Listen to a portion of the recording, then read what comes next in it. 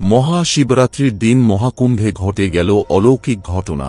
কি হলো? যখন মহাকুম্ভে আসা একটি মেয়ে নদীতে ডুবে যাচ্ছিল, এরপর যে অলৌকিক ঘটনাটা ঘটল সেটা দেখার পর সেখানে উপস্থিত থাকা সবার কল্পনারও অতীত ছিল।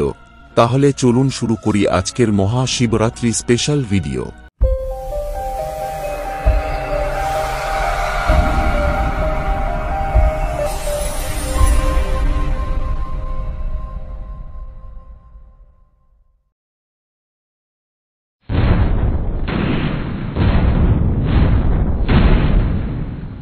এবছর 2025 সালে 26শে ফেব্রুয়ারি ছিল মহাশিবরাত্রি।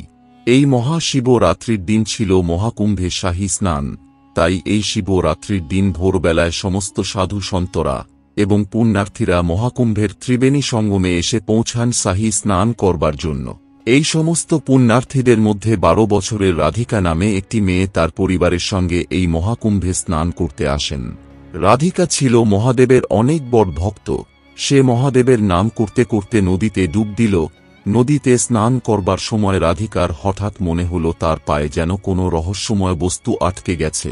প্রথমে রাধিকা ভাবছিল এটা হয়তো তার মনের ভুল, কিন্তু তারপর দেখা গেল যে রাধিকা ধীরে ধীরে নদীতে ডুবে যাচ্ছে এবং এক সময় রাধিকা সম্পূর্ণভাবে নদীতে ডুবে গেল। এইদিকে রাধিকার পরিবার রাধিকাকে খুঁজে পাচ্ছিল না, তাই পরিবারের সবাই এবং আরও অনেকেই এই নদীর মধ্যে তল্লাশি করছিল যেন রাধিকাকে পাওয়া যায়, কিন্তু কেউ রাধিকাকে খুঁজে পাচ্ছিল না। এইদিকে রাধিকা যখন নদীতে ডুবে যাচ্ছিল, তখন সেই সময় রাধিকা মনে হলো আমি হয়তো আর বাঁচব না, এটাই হয়তো আমার জীবনের অন্তিম নিঃশ্বাস। ঠিক সেই সময় রাধিকার মনে পড়ল যে রাধিকার দাদু ছোটবেলায় তাকে একটা কথা বলেছিল যে যখন তুমি দেখবে তোমার মৃত্যু আসন্ন আর সেখান থেকে পালাবার কোনো পথ নেই, ঠিক সেই সময় তুমি মহামৃত্যুঞ্জয় মন্ত্র স্মরণ করবে, দেখবে সব ঠিক হয়ে যাবে। সেই কথা মতো রাধিকা যখন নদীতে ডুবে যাচ্ছিল, তখন রাধিকা মহামৃত্যুঞ্জয় মন্ত্র পড়তে শুরু করল।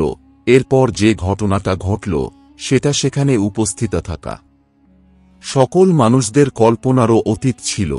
রাধিকা যখন চোখ বন্ধ করে মহামৃত্যুঞ্জয় মন্ত্র স্মরণ করছিল, ঠিক সেই সময় রাধিকার মনে হল কোনো রহস্যময় সরীসৃপ প্রাণী তাকে জড়িয়ে রেখেছে। এরপর রাধিকা যখন তার চোখ খুলল, তখন সে দেখল যে এক বিশাল আকৃতির সাপ তাকে জড়িয়ে রেখেছে। মনে হচ্ছে যেন স্বয়ং মহাদেবের বাসুকী নাগ তাকে রক্ষা করবার জন্য এসেছে এবং এই সাপটি রাধিকাকে নিয়ে নদীর ওপরে উঠে আসে এবং এই অলৌকিক দৃশ্য সকল মানুষরা ও সাধু সন্তরা দেখে অবাক হয়ে যায়। এরপর এই সাপটি ধীরে ধীরে নদীর মধ্যে মিলিয়ে যায়। এই অলৌকিক দৃশ্য দেখে সবাই হর হর মহাদেব বলে চিৎকার করতে শুরু করে এবং এই ঘটনা আমাদের সবাইকে শিখিয়ে দেয় যে যদি মানুষের মনে সত্যিকারের ভক্তি থাকে তাহলে মৃত্যুর মুখ থেকেও ফিরে আসা যায়। তাহলে চলুন বন্ধুরা, আজ আপনারা সবাই মিলে মন থেকে ভক্তি করে কমেন্টে লিখে দিন হর হর মহাদেব।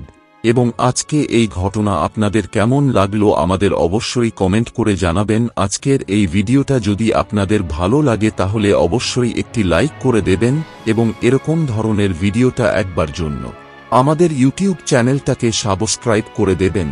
ততক্ষণ সবাই ভালো থাকবেন, সুস্থ থাকবেন। ধন্যবাদ।